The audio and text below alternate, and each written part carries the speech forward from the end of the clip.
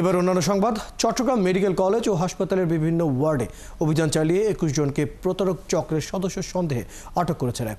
কর্মকর্তারা জানান, মূলত চট্টগ্রাম মেডিকেল চিকিৎসা নিতে আসা রোগী এবং তাদের স্বজনদের এরা টার্গেট করে। পরে মিথ্যা বলে তাদের বেসরকারি ল্যাব ও বেসরকারি হাসপাতালে নিয়ে যায়। এরপর বিনিময়ে পায় তারা কমিশন।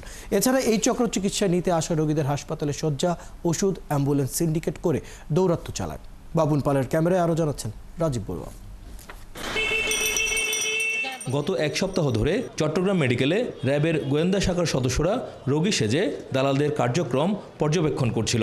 অবশেষে বুধবার ২১ জনকে হাতে নাতে আটক করে।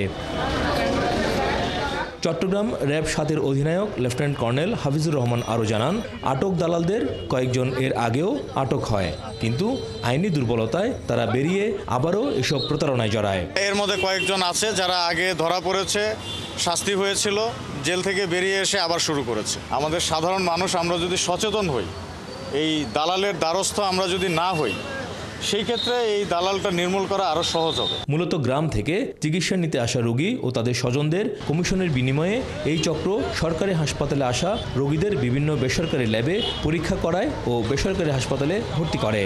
একই সঙ্গে নির্ধারিত ফার্মেসি থেকে ওষুধ কিনতে বাধ্য করে। অভিযানের সঙ্গে থাকা নির্বাহী ম্যাজিস্ট্রেট জানান, বিভিন্ন অভিযোগের পরিপ্রেক্ষিতে এই অভিযান চালানো হয়। আটকের পর তাদের বিভিন্ন মেয়াদে শাস্তি দেওয়া হয়েছে। যারা রিপিটেটিভ অফেন্ডার তাদের ক্ষেত্রে জেলের পরিমাণটা তুলনামূলক বেশি। যেমন একজন এরকম ছিল যে এর আগে 10 দিনের জেল পেয়েছিল, তো এবার তাকে 1 মাসে জেল দেওয়া হয়েছে। চট্টগ্রাম মেডিকেল কলেজ হাসপাতালের পরিচালকও এই ধরনের অভিযান স্বাগত জানান।